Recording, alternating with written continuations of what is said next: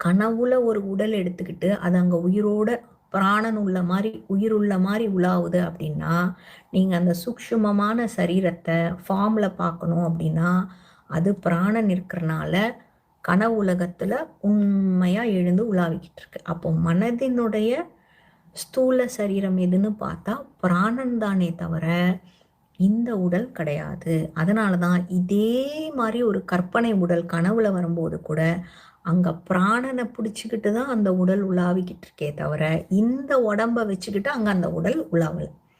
so மனதினுடைய ஸ்தூல சரீரம்ன்றது பிராணன் தானே தவிர, ஸ்தூலம்னா என்ன, நம்மளால அதை